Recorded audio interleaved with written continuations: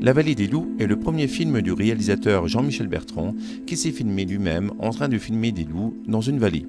Une idée de scénario qui ne pose pas de problème pour les éleveurs. En revanche, Marche avec les loups, son deuxième film, il reprend le même style de réalisation, mais il rajoute d'autres acteurs. Des brebis, un berger, et met en exergue des paroles d'éleveurs, commentaires choisis pour leur style assez radical, sans prendre la peine d'expliquer pourquoi ces éleveurs sont ainsi exprimés. Sur 2 jours, elles sont 13 à interviewer de nombreuses personnes.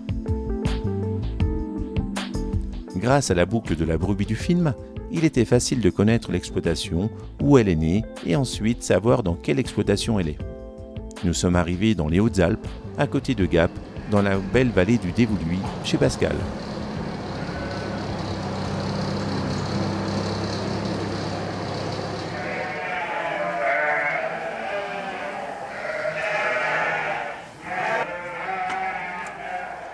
Bonjour, je me prénomme Père Morte Pascal, j'habite dans le Dévoluy avec 400 moutons.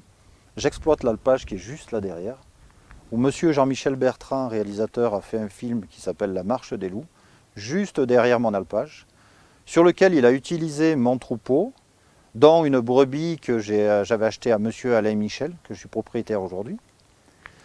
Et donc il ne m'a jamais demandé l'autorisation d'utiliser mes moutons. S'il me l'avait demandé, j'aurais fortement refusé parce que je trouve inadmissible qu'on tourne un film sur les loups à l'insu du monde agricole, qui est complètement mensonger, sur lequel moi j'ai subi des attaques depuis 4 ans. Aujourd'hui, mon troupeau de 400 moutons est protégé par 5 chiens de protection type montagne des Pyrénées comme on a là. Malgré tout ça, on respecte les mesures de protection, mais ma chienne Nikita que j'ai avec moi a été blessée 2 fois cet été à la cuisse. Et elle a été soignée par un vétérinaire qui m'a bien fait constater qu'elle a été blessée par un loup, mordue par le loup au niveau de la cuisse.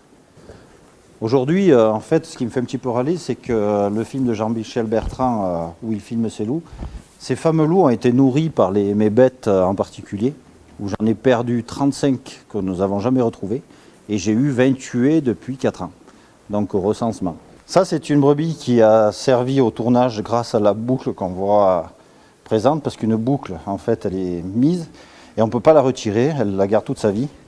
Et c'est une brebis qu'on a reconnue dans le tournage du film, qui a été filmé à mon insu, mais en fait, j'ai reconnu la plupart de mon troupeau. Et là, aujourd'hui, je ne suis pas content parce qu'on ne m'a pas demandé l'autorisation pour le faire. Alors aujourd'hui, dans les loups qui ont été filmés pour le film de Jean-Michel Bertrand, ont été particulièrement nourris par mes bêtes, puisque depuis 4 ans, j'en ai perdu 20 qui ont été officiellement tués, et 35 disparus qu'on n'a jamais retrouvés. Aujourd'hui, il n'y a aucun journaliste, ni Jean-Michel Bertrand, qui est venu me voir pour savoir exactement ce qui s'était passé ou ce qu'il faut faire dans l'avenir. Aujourd'hui, Jean-Michel Bertrand nous dit qu'il est ami avec beaucoup d'éleveurs dans la région, mais moi je ne connais personne qui soit ami avec lui, puisque dans ses films, en fait, c'est tout mensonger. Et j'aimerais vraiment connaître les gens avec qui il fait tout ça. Je m'appelle monsieur Père Morte Pascal, je suis éleveur à Saint-Étienne-en-Dévoluy et aujourd'hui on peut venir me voir pour me demander que je fasse des explications sur la problématique du loup.